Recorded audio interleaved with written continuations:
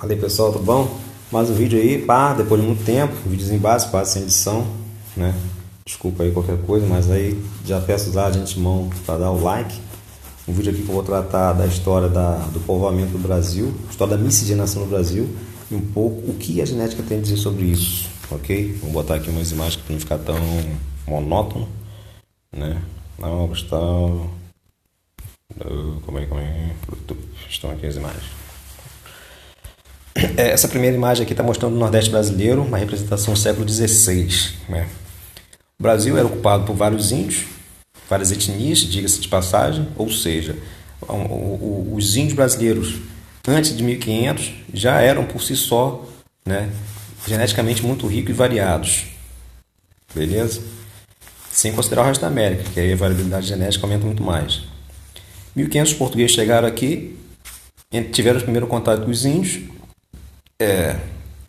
Os portugueses permaneceram aqui, se limitaram a percorrer as costas brasileiras explorando o tal do pau-brasil, né? Inclusive com a ajuda dos índios. Está vendo aqui os índios carregando na imagem aqui, carregando toras de pau, que são pau-brasil. Caminhavam em direção ao litoral e entregavam para os portugueses. Né? Aí um índio carregando toras de pau-brasil, lá no mar, lá no fundo, uma caravela portuguesa, esperando para embarcar o pau-brasil e despachar para a Europa. Um índio aqui está com um machado na cintura, certamente uma troca feita pelo pau-brasil que o índio levava, né? O índio entregava o pau-brasil e ganhava objetos trazidos pelos portugueses. Uma relação de escambo, né? Bom, os portugueses, a partir da década de 1530, né, mais de 30 anos depois da descoberta do Brasil pelos portugueses, eles vão decidir efetivamente o Brasil, tá? E a partir de então vem portugueses para efetivamente morar no Brasil, né?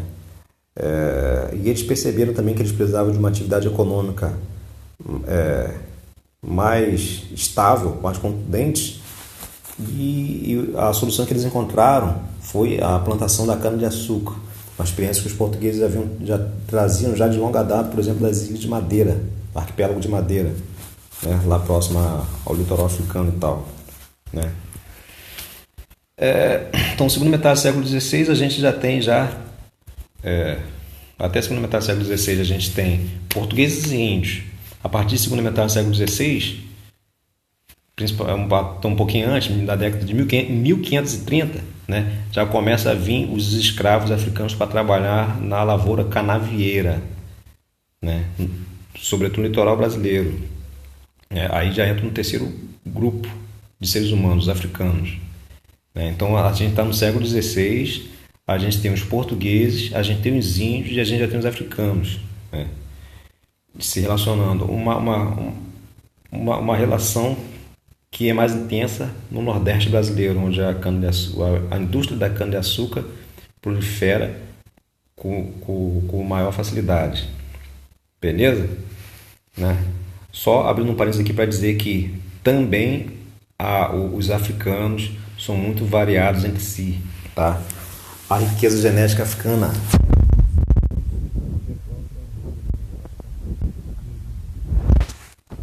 porque o continente africano é habitado por seres humanos há muito mais tempo do que o continente americano. Então, com certeza, a variabilidade genética africana é maior do que a americana, mas isso não quer dizer que a variabilidade genética americana pré-colombiana, pré-Pedro Álvares Cabral, né, não seja também rica, né? E os próprios europeus também têm uma variabilidade genética considerada. Então, estou falando aqui de um modo genérico. Os índios, de um modo genérico, os africanos, de um modo genérico, os europeus, de um modo genérico. Né? Outra imagem aqui. Aqui agora. Então, aí vieram os africanos, porque a história que se diz é o seguinte: o povo brasileiro é uma mistura de índios, portugueses e europeus, de modo geral, e africanos, né? De fato, é isso mesmo, mas vamos acompanhar a história aqui, ó. A vinda de negros no Brasil vai ser muito intensa a partir da segunda metade do século XVI até meados do século XIX, até mais ou menos os anos 1850, né? 1850 e pouco, né? O que acontece em 1850 e pouco? Que o fluxo de africanos para o Brasil diminui, né? Está ocorrendo já a queda, né, do tráfico negreiro. O tráfico negreiro vai ser proibido no Brasil antes da abolição da escravidão, tá? A Inglaterra começa a pressionar o governo brasileiro para extinguir o tráfico o tráfico internacional pelo mar, pelo Oceano Atlântico de negros.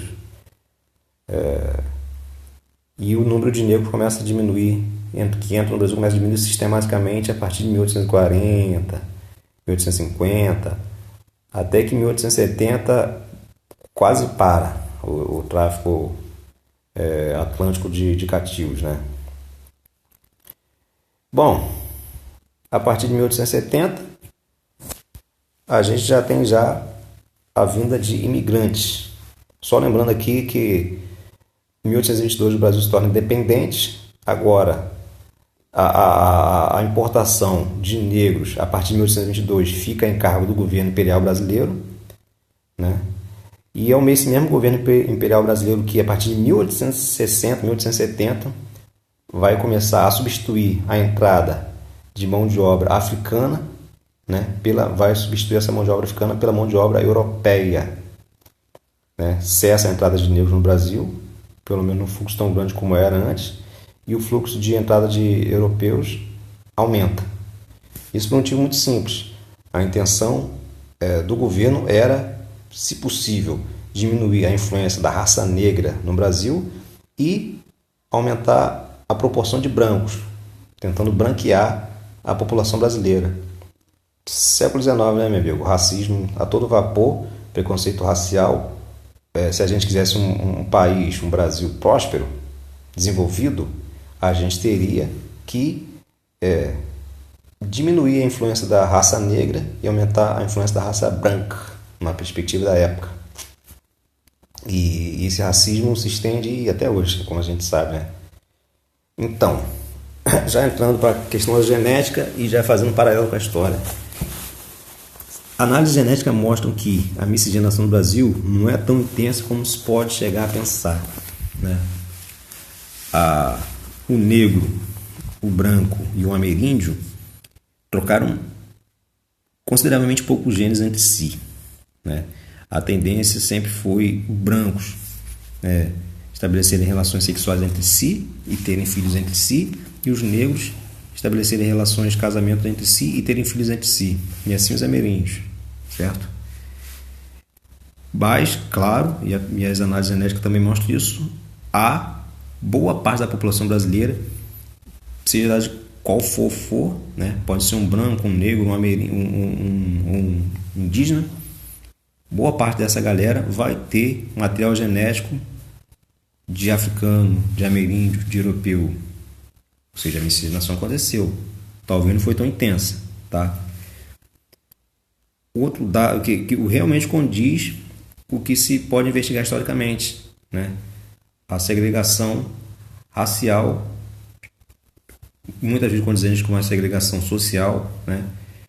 Os brancos tinham um certo preconceito com os negros e muito naturalmente casar um branco no século XIX, casar com um negro era uma coisa inclusive mal vista pelos seus pares brancos, né? E os próprios negros também se limitavam a, muitas vezes, há muitas exceções, a negros com negros, casaram com negros. Essa tendência vai mudar muito a partir da década de 1960, em que a gente tem muito casamento interraciais, vamos botar assim, usando sempre a palavra raça aqui entre aspas, né, gente? Porque raça humana, os seres humanos não se dividem entre raça, só uma raça, a raça humana. Mas vamos botar aqui essas etnias começam a se misturar mais a partir da década de 1960. E aqui, nessa imagem, são imigrantes europeus, talvez italianos, se não me engano, tá? Que vão chegar no Brasil, como eu disse, sobretudo a partir de 1870, né? Para branquear a população brasileira e tal. E quando a gente fala aí do século XX já, 1950, 1960, a gente já vai ter já uma maior miscigenação entre os negros, entre os europeus né? E o que tem aqui de ameríndios e tal. E a mistura de genes começa a se dar mais intensamente, né? Bom, isso é o que a gente consegue perceber pela história e também pelas análises genéticas. Outra coisa interessante também que a análise genética mostra, que condiz com o que a história conta, é o fato de que o que há na população brasileira de mestiços, né? Esses mestiços são fruto dessa mistura de etnias, né? Eles são, independente da cor que estiverem, eles são muitas vezes fruto de uma relação de uma mulher africana lá do passado, né, com um europeu lá do passado. O que isso quer dizer? Que a constituição genética dos mestiços brasileiros contém DNA da parte materna africana e da parte feminina africana e DNA da parte masculina europeia. Eu tenho aqui uma coisa que fala sobre isso aqui, ó, mais ou menos aqui, ó. A maior parte da nossa herança genética ameríndia e africana veio das mulheres, ao passo que a maior parte da nossa herança genética europeia veio dos homens, né? Sobretudo porque a quantidade maior de europeus que vieram para o Brasil, sobretudo na época da colônia, foram homens, né? Quando vinham mulheres, já vinham casadas com homens brancos. E boa parte das mulheres que vinham para o Brasil e que de origem africana não se restringiam a ter relações com as africanas, mas com os brancos, por conta da exploração sexual que eu falei com vocês, né? E é isso que está escrito aqui, né? A maior parte da nossa herança genética ameríndia e africana veio das mulheres, ao passo que a maior parte da nossa herança genética europeia veio dos homens. Também é confirmado pela genética, pelas análises genéticas, né? Por quê? Eu vou explicar para vocês aqui, ó, rápido. Aqui está um cariótipo humano. São 26 pares de cromossomo, 23 pares de cromossomo, sendo que o par 23 define sexo. O sexo masculino tem o cromossomo Y e o cromossomo X. E o sexo masculino tem 2 cromossomos X. Toda vez que nasce um menino, quer dizer o quê? Né? Um casal teve relação, nasceu um menino. Quer dizer que esse menino tem um cromossomo Y e um X. Se nasce uma menina, essa pessoa tem 2 cromossomos X, que define ela como mulher. E esse cromossomo X do menino veio obrigatoriamente do pai, porque a mãe não tem Y, né? Então é possível, pela análise do cromossomo X dos homens do Brasil, saber a origem étnica deles, né? Se esse cromossomo X desse indivíduo brasileiro, dá para saber se esse cromossomo é de origem europeia, de origem africana ou de origem ameríndia. A maior parte dos mestiços brasileiros tem o cromossomo Y de origem europeia. Um pouco mais da metade, né? E o resto do cromossomo Y é dos próprios africanos ou dos ameríndios, né? Porque a contribuição genética dos mestiços brasileiros é uma mistura do cariótipo, né? Sobretudo masculino europeu. E aqui, ó, herança ligada ao cromossomo Y. É um textozinho do livro didático que eu tenho aqui, ó, que simplifica bem isso. Vamos ler aqui pra gente só fechar essa questão aqui da análise da herança genética pelo cromossomo Y na população masculina brasileira, né? Lá no começo do texto, o cromossomo Y apresenta uma parte homóloga ao cromossomo X e uma parte exclusiva. Os genes localizados nessa última região, na região exclusiva, que só tem no cromossomo Y, mas não tem no X, essa região determina características que estão presentes apenas nos homens, já que as mulheres não têm cromossomo Y, conforme eu falei. E seu padrão de herança é determinado, é denominado herança ligada ao cromossomo Y, ou herança restrita ao sexo. Os heredogramas em questão. Os heredogramas desse tipo de herança costuma apresentar os homens de todas as gerações com características em questão. O gene SRY é um dos poucos exemplos que só tem no cromossomo Y. A presença desse gene determina o desenvolvimento de testículos no embrião e, portanto, o sexo masculino do indivíduo. Né? Aqui no diagrama aqui a gente tem um quadradinho que representa o sexo masculino e o círculo que é o sexo feminino. Um homem está de preto, porque tem o cromossomo Y, e o círculozinho branco, porque são 2X. Né? Eles casam, tem 2 meninos e uma menina. Né? O filho 2, 3 e 4. Né? O número aqui dos filhos aqui, ó, indivíduo 2, 3 e 4 são filhos daquele casal lá, ó, do indivíduo 1 e 2. 2 indivíduos com cromossomo Y, 2 quadradinhos de preto, sexo masculino, e um indivíduo em círculo branco, uma menina, 2 cromossomos X. O filho desse casal, o filho 2 desse casal, casa com uma mulher, indivíduo 1, número 1 aqui na segunda geração, tem mais 2 meninos e uma menina. E lá, um terceiro filho do primeiro casal, uma menina, né, casa com um homem e tem uma menina. Né? Esses quadradinhos pretos aí são os meninos e todos eles compartilharam, né, vamos botar assim, os genes do presente do cromossomo Y. Então, se você analisar o cromossomo da terceira geração aqui, né, gente, ó, ou segunda geração, para ser mais específico, do indivíduo 1, 2 e 3 aqui, no final aqui, uma menina e 2 meninos. Se você analisar o cromossomo Y desse pessoal aqui, você vai perceber que ele é semelhante ao cromossomo Y, né, da geração de pais lá em cima. Né? E se você analisar o cromossomo Y desse indivíduo 4 aqui, ó, um quadradinho branco, você vai ver que ele não tem o cromossomo Y daquele indivíduo lá de cima, tá? Porque ele é filho de um pai, né, que tem outra ascendência.